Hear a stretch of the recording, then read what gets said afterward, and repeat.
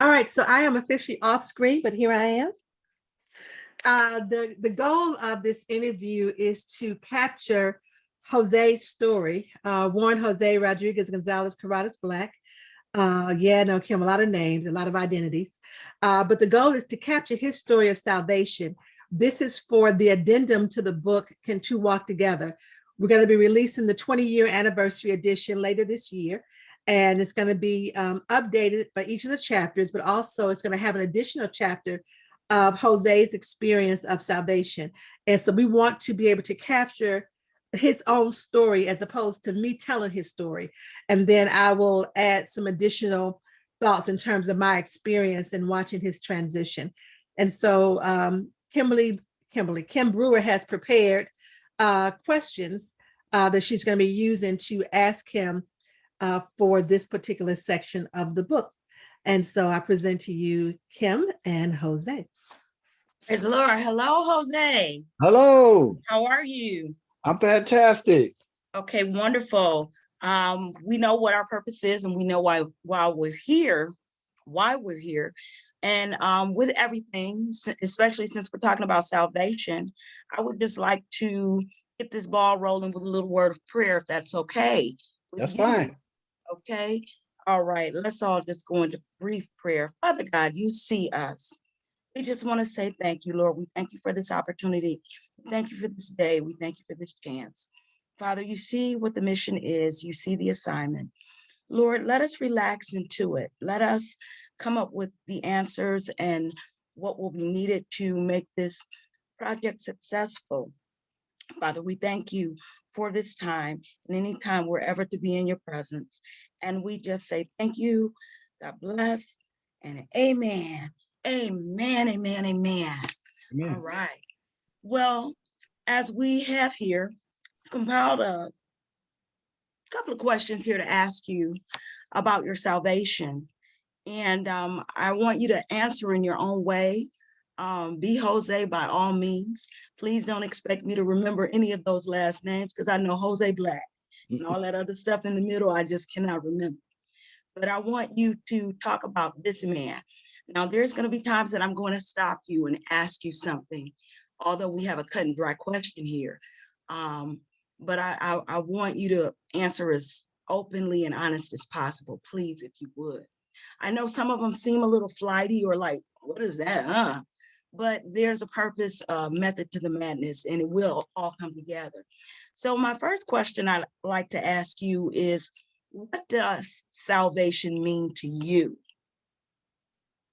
Salvation means that I'm saved and I'm on the path, a trajectory to heaven. Can you elaborate? It's like, okay, it's like this. It's like life insurance. Okay. Being saved and having salvation knows that I know no matter what happened in my daily life experiences, if I die like in an accident or if I die by getting hit by lightning, that I'm going to heaven. Okay. Or because I was raised Catholic, I believe that I would at least make it to the waiting room, and the waiting room could be purgatory. All right. And some people don't believe in purgatory. I personally believe that purgatory is like a timeout, and it's like, okay, so you're going to heaven, and this was an untimely death.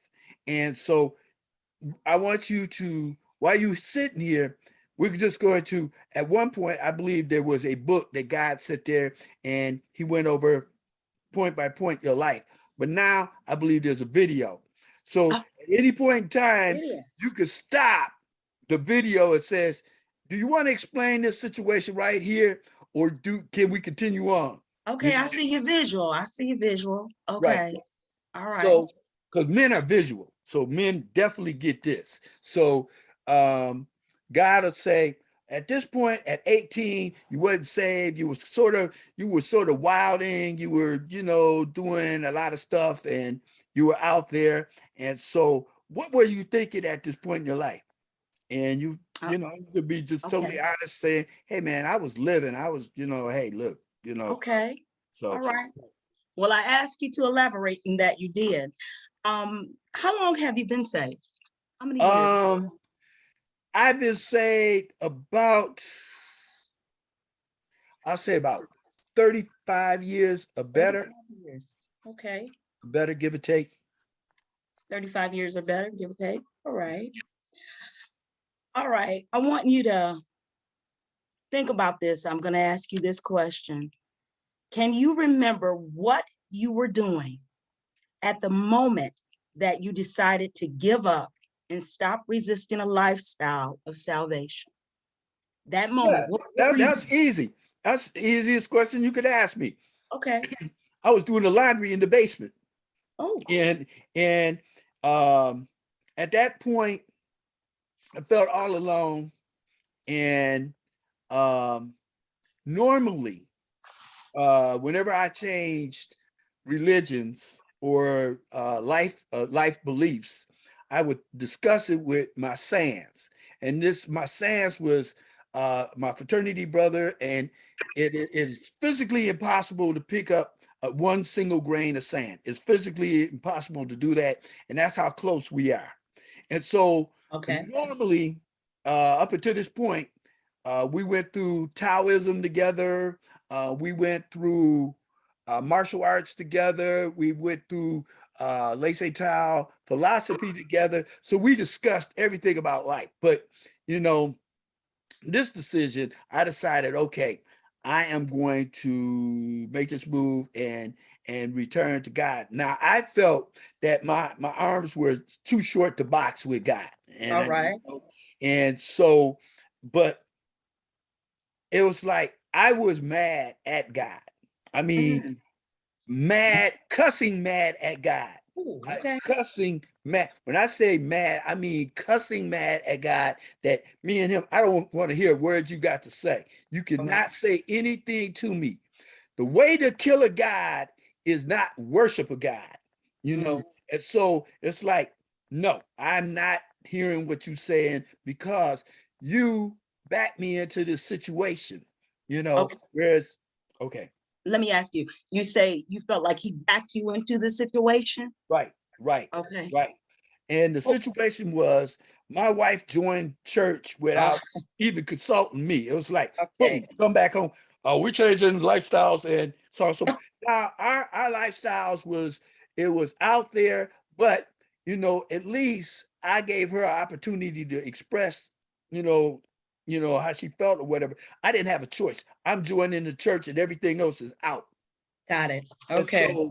so it's like I was back in the military, or I was back under my parents' thumb, Mm. and she was gonna beat me down with God's word, and Okay. everything. I'm gonna stop you because you're gonna roll into something else I'm gonna ask you. But I get it. You were angry. You know what you were doing. You were doing the laundry, I was and doing a lot. you felt alone, and you were Right. making this decision on your own because you generally got this information or discussed this with Sands. Okay. Um, the reason I stopped you because my next question is, what was your motivation to become saved? You can continue. Well, it's like this. God came to me and said, "Hold up, hit your brakes. I didn't do anything to you. Okay. Mm. Let me explain. I love you." And I was like, okay, you love me, but I'm in this situation. I didn't do this situation to you. That person did this situation to you. Mm. I have not changed through all of this. I saved your life 18,000 times. Let's start with Vietnam, the knucklehead women you was dealing with, Okay. your ex, your this, the dot, the bip, the bop, the boot. I have been with you. So you're going to Glad to blame see. me. You're going to blame me for a human error, Okay. a human decision. And I said, yeah, I'm going to blame you for a human decision because you allowed this. He says, okay, all right, I'll take that. But remember this, I didn't do this to you. And I said, okay. So when I thought about it and said, hey, you're absolutely right. I did this to myself. I did this for this and this and that and the other thing. And he says, so why don't you call your saints? And I said, okay, fine, I will. And I called him up. He said, hey man, guess what? You know, we done went around the world together and we did this, blah, blah, blah, blah, blah. But guess what? I'm a Christian now. I said, will. And I said, I'm thinking about doing that myself. And he says, yeah, well, you know, we should just read the word and talk about it. And, you know, how we talk about everything, pros and cons and this, that, and other thing. Fine, good, it's great, and so on and so forth. And so that's how I got into the spiritual thing. And God says, hey, it's like this, as simple as this. You accept me, I forgive you, you forgive me, and okay, we're back together and we're gonna move forward. Then I said, well, what about her? He said, don't worry about her. I said, well, what about the church? Don't worry about the church. Don't worry about anything. Stay focused, and so on and so forth. So that was that. Here we are. All right. And for the next couple of sets of questions, I'm going to ask you to stay right in that frame. Okay. Okay. Because this is flowing so well because you're moving along with what's being asked. So, but I want to pinpoint a few things. Prior to your salvation, what was your life like? Just what was your life like prior to salvation? I would say I was committed to my wife in different things, but hey, I was committed to like, okay, if we're gonna drink, we're gonna party, we're gonna do different things. All Okay. right. But you know, she wasn't comfortable with our lifestyle, and I understood that. And so it's like, bam, it's like hitting the brakes all of a sudden and being slammed against the dashboard. You didn't see it coming, you know, and it's like, okay. And I think if we were adults and whatever, and sat down and talked about it, it would be whatever. But you would have to ask her points of view. And from my points of view,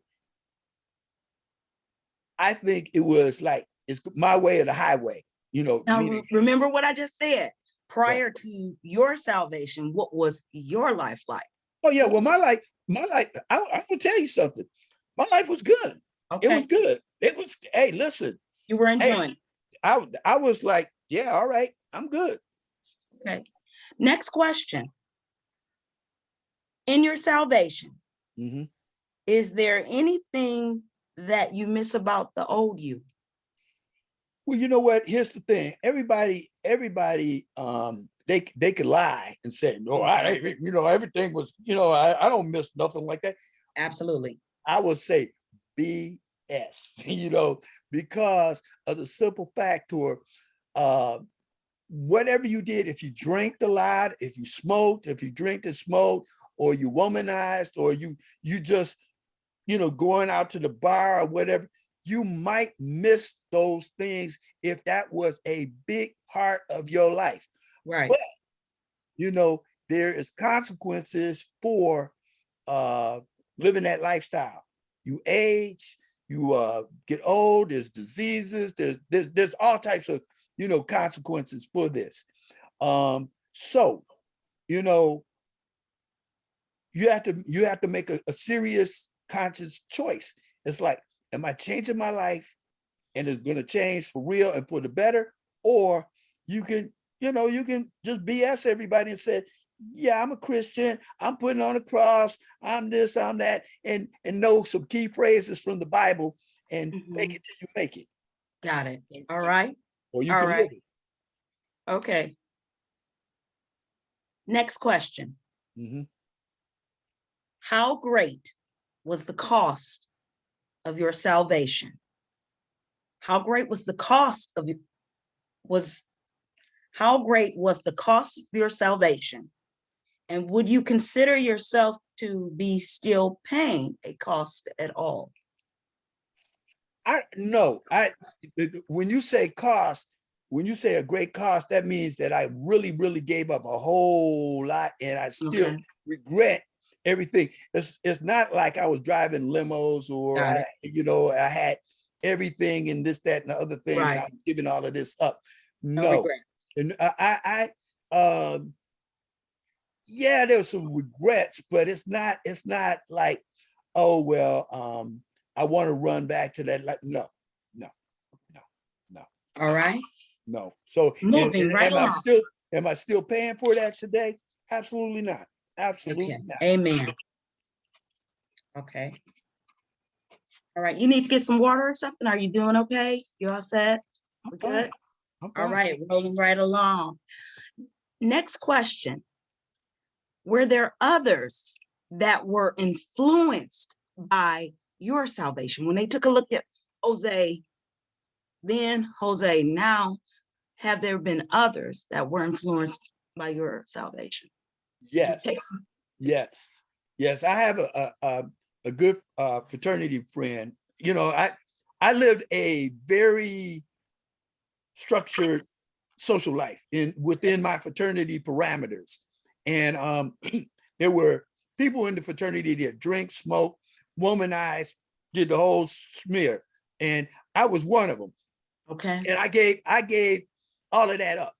You know, I gave that up for my family, and because God said, walk with me and I got you. And I was like, man, that's going to be the toughest walk in the world. And so he says, trust me on this one. And I did. And even today is my fraternity anniversary. I have been in the organization 47 years as of today. Okay. And one of my best friends, who crossed 30 minutes before me at Michigan State, we sat down some years ago, and he's told me, he says, you know what? I really envy you because you're married, you're still with this woman after all of these years. And he got married like a year after me, and he's divorced, and he has 3 kids, and he has 2 sons and a daughter.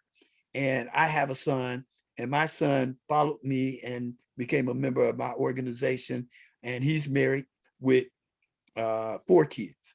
And so, you know, we was just talking about lifestyles and stuff. So when I look back on it, I look back on God has been with me. He has kept me and helped me and supported me through a lot of decisions I have made. Okay. Okay. What was the greatest profit? What was the greatest gain to becoming saved? Life, All right. life, because I will say this.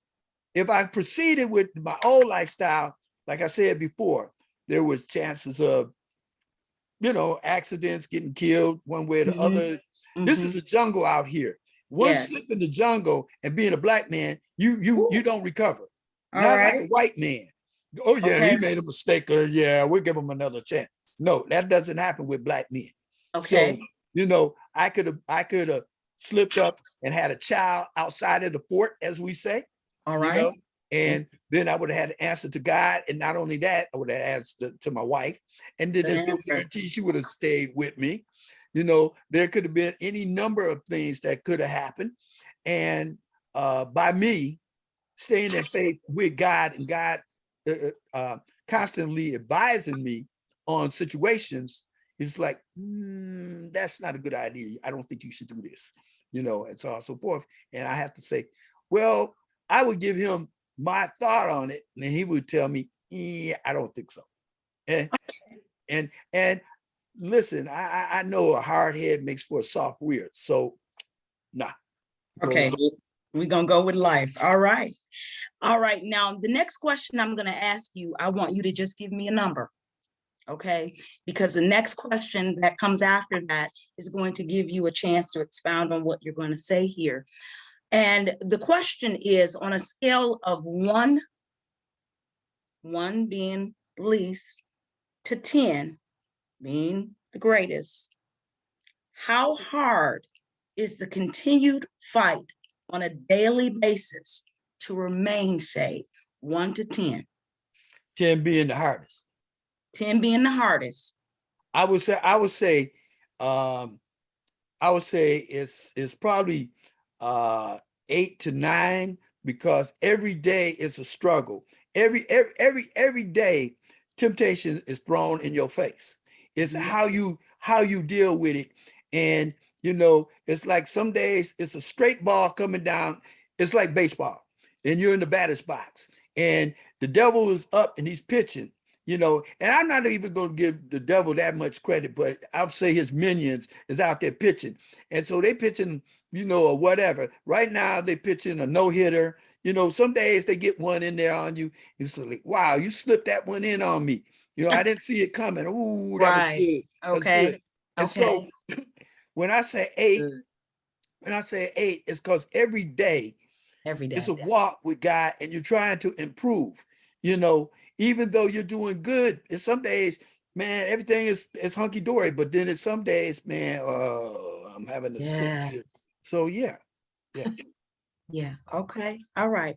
Now, this may be a two-part question. Okay. If need be, we can break it down into sections in Okay. order to obtain the most effective answer.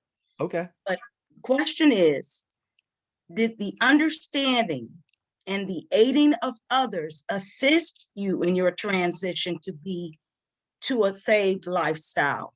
Or were you met with great opposition? And if so, what bearing did it have on your final decision, if any at all? Now, I'll start with the first one. The first one did okay. I went with somebody that was going to either approve or disapprove of my action, and that someone was my sans, because we had went through spiritual journeys together, and talking over different things about the Bible, philosophy, and life, how Jesus walked, and how other sages walked, and was it the same, near the same, and how would it relate to our journey in life? And and so on and so forth. So yes, I had support. Now my support came from outside of the church, not from inside of the church, okay, from the outside of the church. Okay. It okay. Because the church is organized, structured, so on Stay and so there. forth. Stay And there. right. So I'm going to stay there. right. Okay. So that came from the outside of the church. Okay. Now, when you say resistance on in the second question, yes, it was met with staunch resistance. It's like, what? You're what? Come on, man. Come on, man. No, no, I don't. No, no. And we're going over to this bar. Listen, we're going down to the bar and look at the girls tonight. Now, Major I know you're resistance. gonna be there. So, Okay. so it's like, no, man. I'm good. I'm good. I'm going home. I'm good. I'm gonna give you a break. I'm gonna throw you an easy one. Okay. Go lob one up, right? I'm, Right. I'm gonna throw you an easy one. What does it mean to be united with Christ in your eyes? Not what the Bible says, not what the church says. What does it mean to be united with Christ in your eyes? And what does Jose mean? It's like this. I got your back no matter what situation you're in. Don't worry about what the opposition is out there. They can have 10,000 and you can have 1,000, and you can just know that I'm with you. So if I'm with you, then don't worry about anything else. All right. All right. All right. But Now, see, let me say this, Kim. mhm, You have to be in a situation to know. Okay. I mean, it's like it's good to talk about a fight.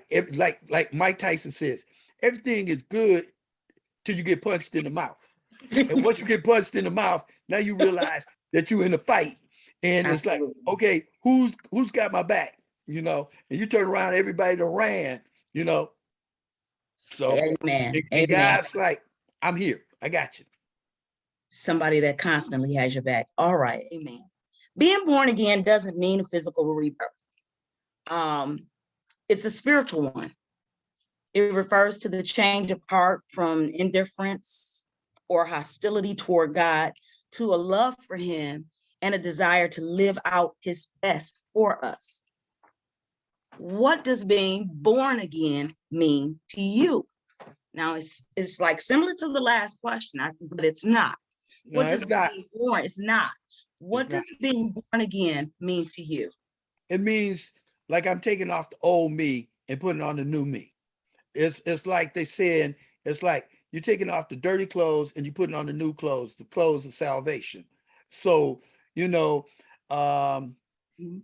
it's a difference between the old and the new. Now you can always open up the closet and see the old suit hanging in the closet. Amen. And then, Good word. but the thing is this, are you really looking at the suit? Because if you look Come at the on. suit, then you'll see the moth holes being eaten into the suit. See, come on, you better Okay. preach. And so in the new suit, it's like, oh man, I'm good. I'm good. It's like, okay, my new suit is, this is my armor, this cross. And people say, they look at this cross, and God took me from a simple blue cross to this orange cross. And I said, God, why am I wearing this neon cross? You work for me. Hey, come on You now. work for me. And I want you to put on this neon cross. And so this neon cross stands out. But when you look at my cross, it's dirty. It's dirty. So I'm like, how did all this dirt get on my cross? It's because you're working. You've been working. If you ain't working, you ain't got no dirt. No But if signs you of got dirt. dirt and stuff Yeah. on the front, the side, the back, you're working. Work. That's, can I kind of clean it? No, you're No. working. Yeah. And it's like, but it doesn't match any of my outfits. Yes, it does. It matches, you're working for me. Amen. I Okay. work for God. Amen. I want one answer for this next question. I just want you to give me one answer. Okay. Okay. And we're going to move to the next question. Okay. Who is the author of sanctification?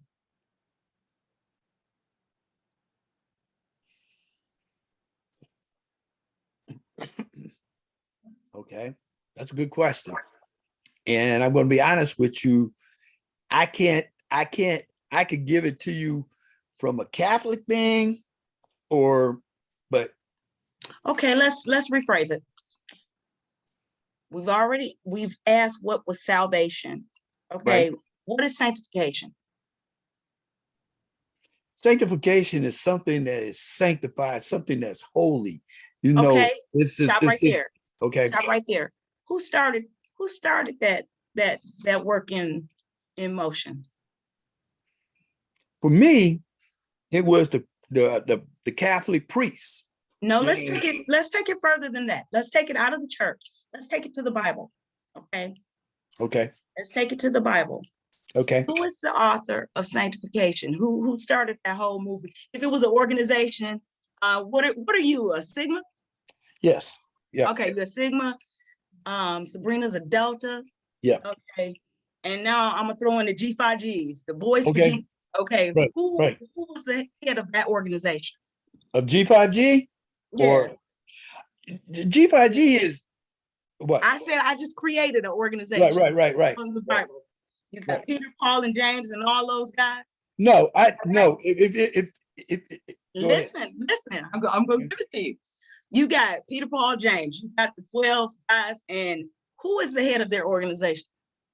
It would be Jesus. All right. Okay. There it is.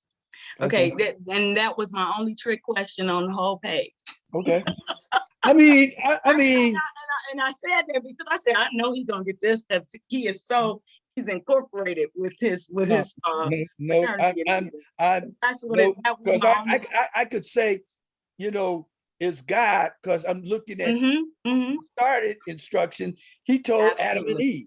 And after Adam and Eve, there was sin every which way, and so on and so forth. So okay, all right. That's why I said only one answer. Okay, we're moving right along. We're gonna move right along. Perseverance. Perseverance is doing something despite the difficulty or the delay in achieving success. Is perseverance in faith necessary? absolutely.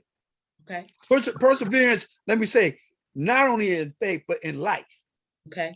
You got to persevere in life. All right. You can expound if you like a little bit. Well, I'm just saying, perseverance is the part of what I do. So I mean, you know, there's no gain without pain. Without right. in anything that I have ever achieved in life, it's because I persevered. There You it is. know, from Boy Scouts to my organization, to the Marines, to being a parent. You know, you have to persevere, and I will persevere through this process. So yeah, so it's like, you know, it's a part of life. Okay, now let's go to marriage a little bit. Has salvation had a positive or negative impact on your marriage? Well, I didn't come out and tell my wife, you know, hey, look, I'm saved, and you know, yada yada yada. So she overheard a conversation, you know, and I was having a conversation. Somebody asked me something, and I told them, look, man, I'm not doing that because I'm saved, you know. Amen. And she was at the top of the steps, and I was in the basement having this conversation, and she didn't come out and say anything because I was in a dog fight with her church, Okay. you know, and so it's like, Dog okay, fight. yeah, it was a serious dog fight. So anyway, you know, but it was between me and this individual, and he understood that he wasn't buying into where I was coming from. Okay. But now, has it had an impact on my family? Yeah, because Positive or negative? Positive or negative? That's the question. I would say it's positive because she was saved before me, and I'm saved after her. So So I hell, did it first. I did it first. okay. You did it second. Okay. You know, so Okay. I think I need some water behind that one. You're gonna get me in trouble. Okay, here we go. Okay, so we're gonna say positive impact. Yes, yeah. absolutely. All right. I'm gonna ask this question to you because a lot of people might say, well, one thing don't have nothing to do with the other, and other folks say, oh, yes, it does. Do you view tithing as an important aspect of your salvation? Do you feel it has no impact at all? I mean, that's kind of like a marriage thing. You know, a lot of couples don't, you know, you got a husband, and I don't take my money down there to that church. What are your views? What are my views? What Yeah. are my views? You want to know my views? I want to know your views. Okay, listen, I'm gonna tell you what my views are. At first, I was that guy that says, why are you taking that money down to that? You know, right? He's a wannabe pimp. He's a reformed pimp. You know, blah blah blah. You want me to give you I give you names, numbers, and addresses of the church. And yeah, you're a holy roller, right? Amen. You know, and so okay. So when I told God that, I said, hey man, look, you know, I've seen what they do. I know what they do. He says, Jose, check this out. Stop. I got a special place in hell for these guys. Okay. And I said, what? Come on, Jose. I said, what? You got a special place? They ain't going to purgatory, they're going to hell. He said, I got a special place for them in hell. And I said, okay. And he says, now let me tell you about tithes and offerings. You tithe out the goodness of your heart, out the goodness of your heart. Okay. You don't tithe begrudgingly, you tithe faithfully out of your heart. And I don't care about your wife's tithes. This is between thee and me. And I said, whoa, wait a minute, hold up. He says, listen, just do what I asked you to do. All right. And I said, okay, I give out of everything that I get in it. If a check comes in, I give out of every check that comes in, or what is considered household money. You know, if you give me so much, then I'm tithing out of that. I get so much, I tithe out of that. If I receive dividends, I tithe out of that. And what it says in the Bible is to give your first fruits. Absolutely. Your first fruit of your cattle, your land, whatever. It said the first. Don't question is, give it out of your heart off the rip. Now, I can't tell her what to give. I Okay. can't tell anybody what to give. I know what I have read. I know what God expects of me. Now, that comes down to, the pastors or whatever. It's like, you tied to the church. Don't worry about what the church does or the pastor does. That's between God and them, Amen. the board or whoever. You Amen. do what I tell you to do Hey until now. further notice. I'm good. I'm good. I'm really good on that. If God gave me $1 million today, trust and believe that 10% is going to be spreaded around. Everybody ain't going to get the same amount, but it's going to be spreaded around, and God will not be saying to me, didn't I tell you, nope, you told me what to do. I know what to do. If I don't know, I can get a calculator and it can help me out. So yeah. All right. Thank you. Next question. We touched on this a little bit earlier, but we're going to come back around to it.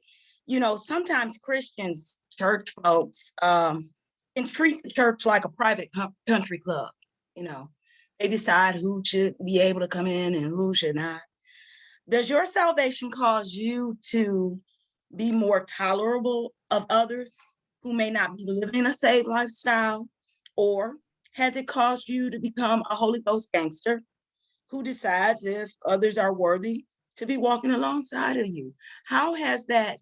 It's kind of crazy that you asked me that, because right now I'm having a problem, and I was having a real problem with the LGBT, the alphabet community, and so on and so forth.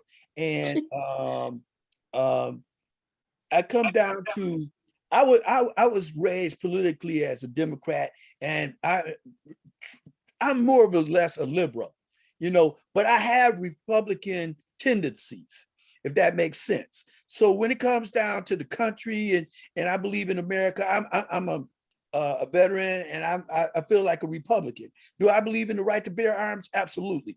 Do I believe in religious freedoms? Absolutely. Do I believe that it should be one man, one moment, or one woman, one man?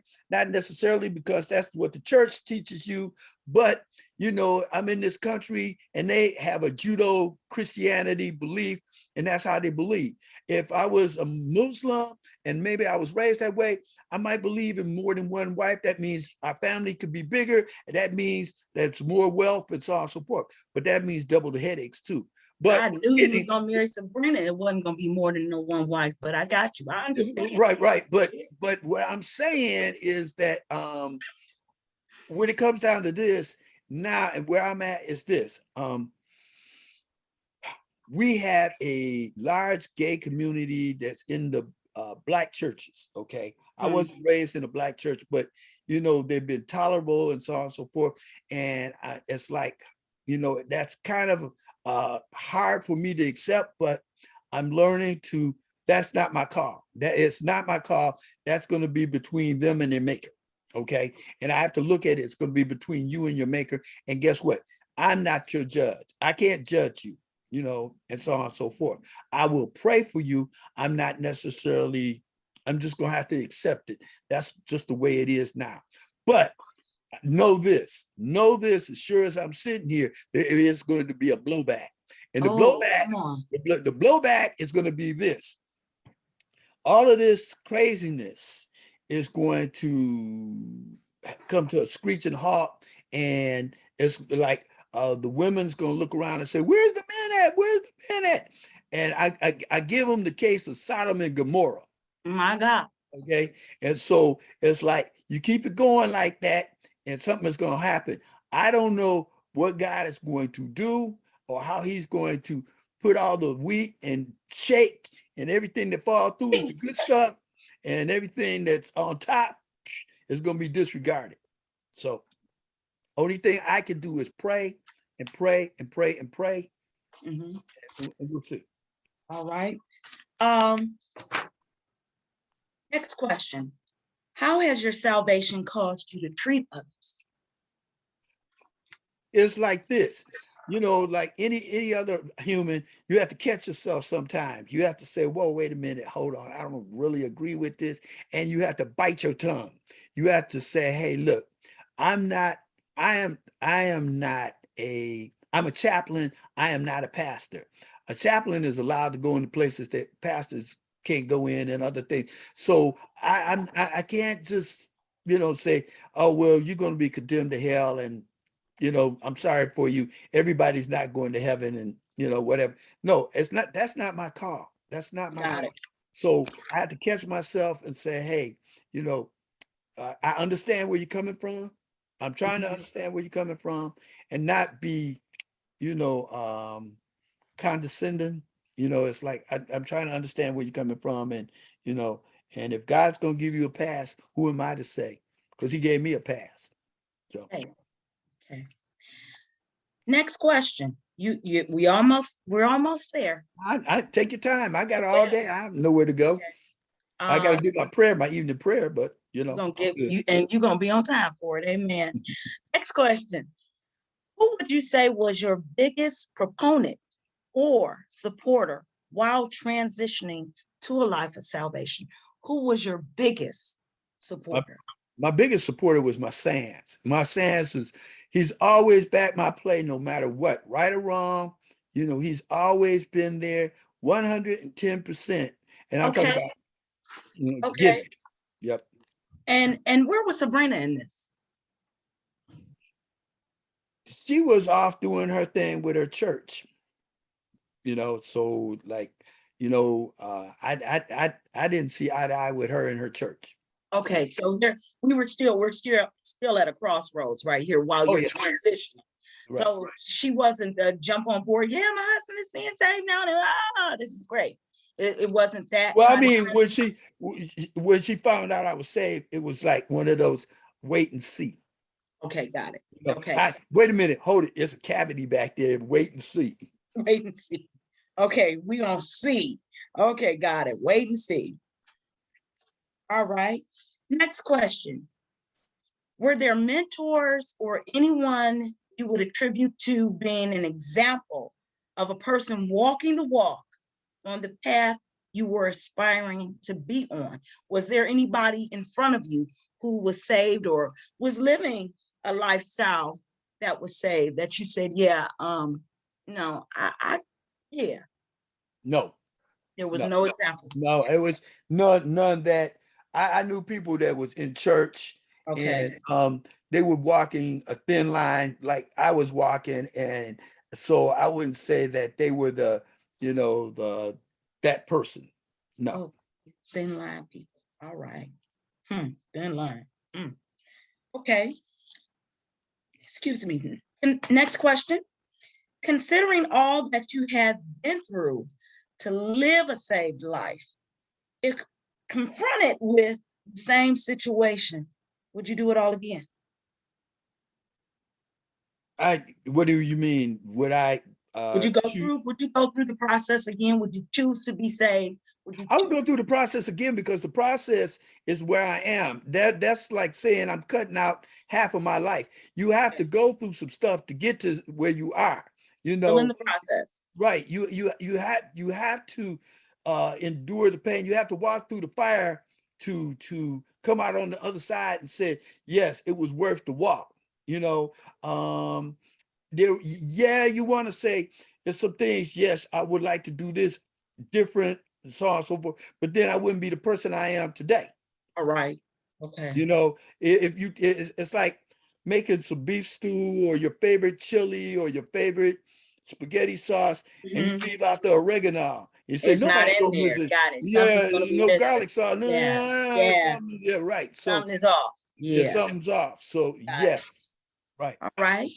Next question.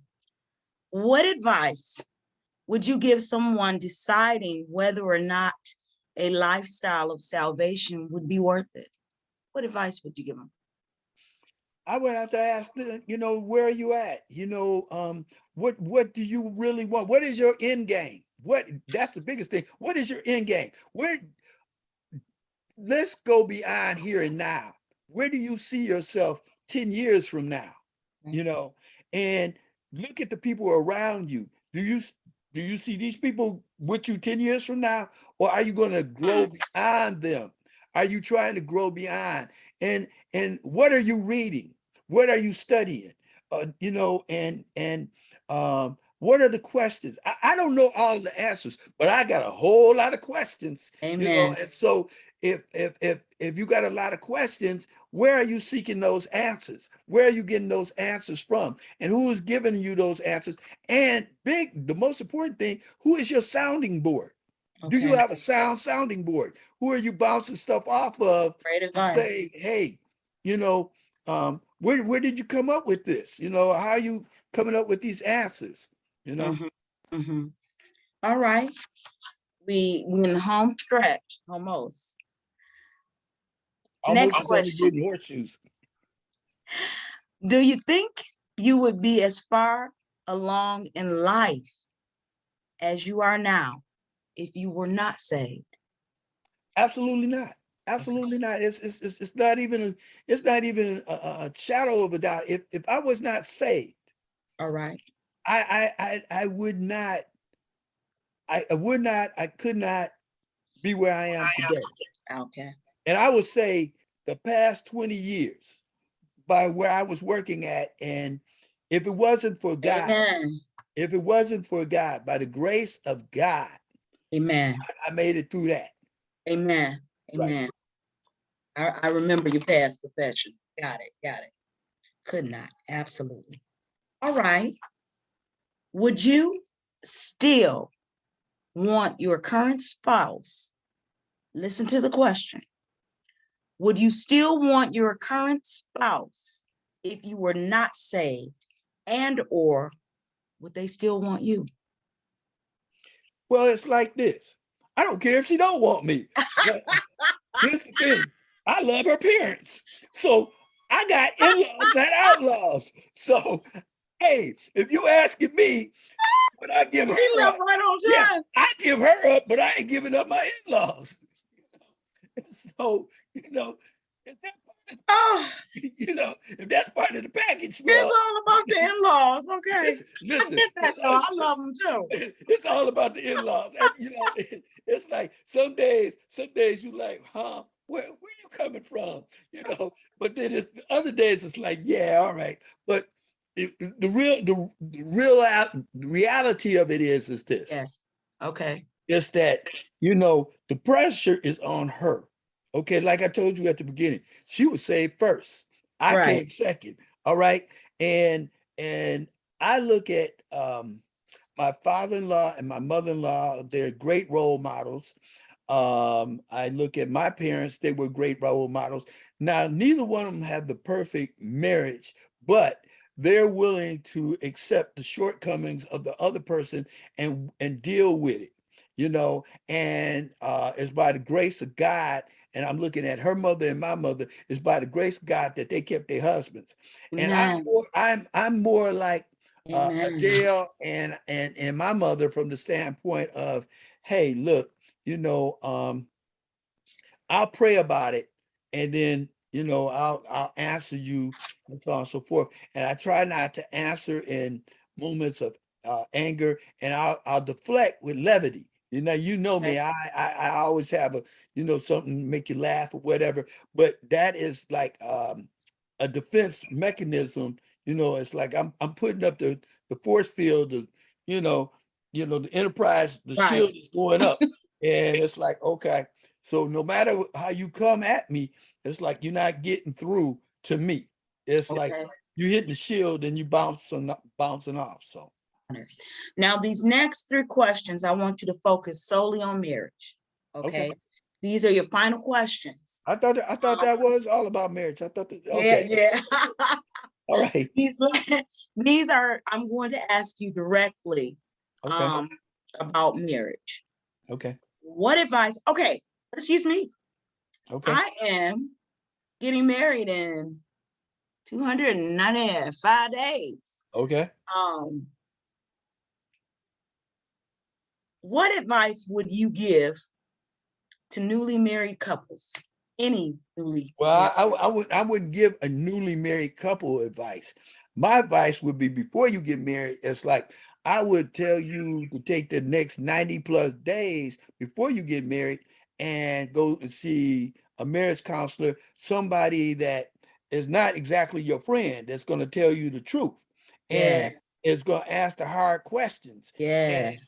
um, and the reason why I say this is because I have told my wife about people that uh jumped into marriage without counseling, and Yes. it was the worst thing that ever happened. It was like a nightmare on Elm Street. My And God. it would see, everybody is in love with the idea of being in love. Being in love. Come on. Okay, let me say this. Sabrina, the one reason why Sabrina loves me, I love the idea of being in love, but I know what love is. And I mean, I know what love is. I am incurably romantic. Okay. I can put Sabrina to sleep in 2.5 minutes, no, 3 minutes and 40 seconds with Claire de Lune. I tell them that all the time. I put on a song and she, and it's like it's certain things that I can do, and it's just it's a wrap. And I love ballads. I love Bruno Mars. I'm gonna leave the door open. That's his latest ballad, and it's the #1 record in the country. I love songs that talk about love, make you want to be in love, and women, they listen to the words, and it's like, hey, that's it. Absolutely. Absolutely. But I would tell you straight up, 90 days, you're in it, and I ask all of the tough questions. We talk about finances. We're going to talk about who's going to take care of the in-laws or the outlaws, who's going to take care of the kids, who's going to take care of yours, mine, ours. It's more fun trying than having. It's like I'm going to say, if you're going to try to hold me hostage and have sexual blackmail, then it ain't gonna work. It ain't gonna It's work. definitely not gonna work. And if you're gonna feel some kind of way about this and that, and it's like, I'm not talking to you, go to the other room or this, that, and other thing, it's not gonna work. It's like Jesus. I'm Kim. It's really, if something happens to my wife, I would be that great marlin that you're gonna try to hang on your wall, because I'm not talking to you. I'm not getting near you. Matter of fact, I'm gonna tell you about your cavities before you come, and so on and so forth. And I would expect her to say that about me. And I'm good with it. I'm good with it. But most people, they're not good with just telling you the truth. Yeah. They'll tell you the truth a year after we end and say, I never could stand this. I hated this about you. And I never liked your croquettes. I don't like your greens. But you ate them. It's like, I just did it because what I was going to get for dessert, no. Let's talk about it. And here's the other thing. Are you looking for a wife, or are you looking for a partner? There you go. Okay. Are you looking for, a partner / wife, or, let's talk about it. Are you going to be my Bonnie and I'm going to be your Clyde? Or what type of relationship is this whole role model going to be? So this question should have basically been what you've answered. What would you tell prospective couples looking to be married? You know what? The best advice I got, before I got married was, David told me, he says, the woman that you're marrying is not going to be the same woman tomorrow. She's going to constantly evolve. Now, the Temptations had an old song, he who picks a rose, expect to get pricked by the thorn. Okay. Come on. Now, here's the other thing about a rose. A rose is a flower that you could cultivate. And when I say cultivate, it's the type of soil that is in. So a rose can really take off if you put horse manure around it. Manure, which is a nice way of calling it what it ain't. Got But the thing about it is that rose is going to be great, but it's only going to take so much manure, and then it might kill you, or it might turn into that man-eating plant that want to eat you. So the thing about it is a woman is a rose, and it's how you cultivate her.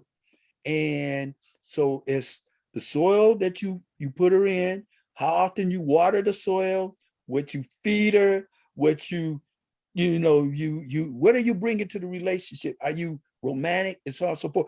How some of these people are even married this long, and I hear them, and I know people that's been married 30 plus years, and I said, Sweetest Day is coming up. That's a man-made holiday. Yeah, here we go. That's my next question. And I'm like, and they are man-made, but it's a made-up holiday. I'm like, I'm saying to her, why did you marry this guy? Was it for security? Was it this? Now, white females will tell you in a heartbeat, I married him because, he's going to have $100,000 a year. He's going to have the home, and he's going to have me, and I'm going to be the trophy wife. If you look at a football player, I ain't got nothing but what I got, and I'm going to have these 6 kids, and he's going to take care of them kids as well as me. I mean, you get what you get, but you got to look at, what are you shopping for? Same thing with a woman. I mean, why are you marrying this guy? It's like, good girls like bad guys. I hate to say that, but you look at these church girls, they like this gangster, whatever. But at the end, they'll marry somebody who's kind of L7, a square, because why? That square is going to provide food, keep the lights on and whatever. And if she gives him whatever, because she's above his pay grade. That's it. I mean, as simple as that. It's like, there's no way that this guy, he's a 6 and she's a 9 on her best day. And he's got this 9.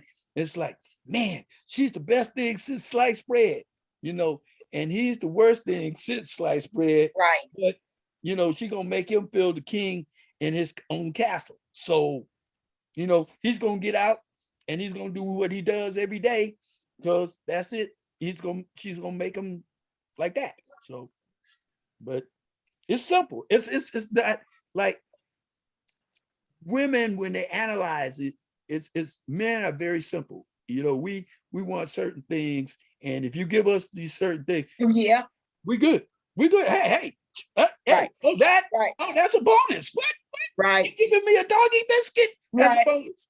But here's the deal. Okay. If you stop on anything, if the first time you say no, okay, that was a no. I'm putting it down. No for this, and you don't give me a definite definition of why. It's just a no. Okay, and then no becomes, she'll say, oh, I got away with that on Monday night. Okay, well, I got away with that on Tuesday night, and Wednesday is our regular night. That ain't happening. What? Okay, and so got it. All of a sudden, bam. And here's the big thing. Women have the change of life. Nobody ever discussed that with me. You hear me? Not one person. And the biggest thing, when all men get together that's been married over 30 years, yeah, my wife is going through menopause.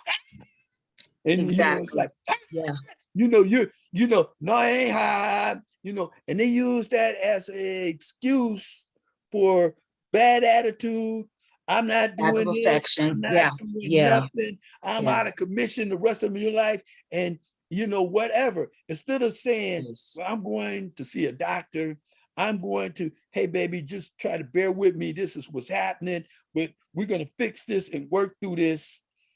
They're like, no, it's take it or leave it. This is what's happening, and so on and so forth. So it's a very bad thing. It's a very bad thing. It's very bad. It's very bad. So, yeah. All right, moving on to our next question. This is the anniversary edition of the book. Yes. It's been talked about. Right. The question is, why is it important to celebrate an anniversary? You started to talk about the man-made holidays and yada, yada, yada. But why holidays in general? Why is it important to celebrate an anniversary? Well, it's a milestone. It's like, well, I was coming up on my 70th birthday, and I'm not really a party person, and I really didn't want to think. But then I started saying, okay, I'm 70 years old. I'm not gonna do this anymore. So, let's okay. And then it made her happy. She wanted to celebrate, and so on and so forth. So I'm like, okay, let's do this, and okay, it's gonna be fun, and so on and so forth. So yeah, but now let me say this. That's a double-edged sword in marriage. Okay. And when I say a double-edged sword in marriage, it's the good side and then the bad side. Okay, the good side is like, man, we got 30 years in marriage, and we kids is grown, and we're doing stuff, and life is good, and yep, we got grandkids, great grandkids, all that's fine. But let's take somebody on the flip side that's got 30 years in, and it's like, I got 30 years down on a 99-year sentence, and it don't look like it's getting any better. And she's freaking out over, change of life. The doggone outlaws is trying to move into the house.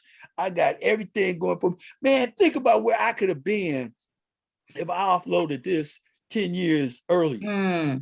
Okay. But I got 30 years on. I could have killed somebody and got out of jail and started fresh. But here I am, and so on and so forth. And that's what a lot of people are looking at that now and saying what I'm saying. It's like, look, I got 30 years in, I got maybe 20 years left on my life. In those last 20 years, I want it to be great. I want it to be better than what it is. I tell you what, you want the house, you want the car, you want what you want, whatever it's gonna make you happy. Give me the Tina Turner. Just give me my name and I'm out of here. And a lot of them is looking at that, because you look at Tina today, okay? You look, Ike is gone, but look at Tina. Ike is gone. But Tina said, hey, give me my name and I can make it. No, and then she came out with what love got to do with it. Right. It didn't look back, and so on and so forth. And so that is what a lot of people are doing, and then you have to worry about, when pastors and everybody say you got to pray for your leaders. You got a leader, Donald Trump, said a woman ain't good after 35. She ain't good after 35. I'm getting rid of them, and Melania, the one he's married to now, got his kid. She's the good daughter because she got his kid, brought her parents over from Yugoslavia, put them up in the Trump Tower, took care of them. That's the good daughter, but she's got to deal with the knucklehead, okay? And all of that stuff. And you trust and believe, I might be dead and gone, but this woman got a book. That's the person you want to interview, and so on and so forth. You want to ask her some questions. Okay. But, it's like that, and it's just tough. Got it. All right. Are there any Bible characters or scriptures that have helped you in your marriage? Well, that's hard to say because I'm in Ezekiel now, and I read the Bible from Genesis all the way up to this point. So I just started Daniel here, and I'm in Proverbs over at my mother's house. And so Proverbs is lunch, Daniel is dinner. And so when I go back and you look at different stories and different characters and how they got to be where they are and have the help, I think everything has helped me, because each section of the Bible has something different. Now, Proverbs reinforces, going down the dark path and listening to the lion tongue of the lion woman, and and trickery and deceitfulness and so on and so forth. So it tells you, what your parents expected of you, and how you could be a honor to your mother and father and not a disgrace. And so, it's hard on you, especially if you read it later on in life and you made some bad choices.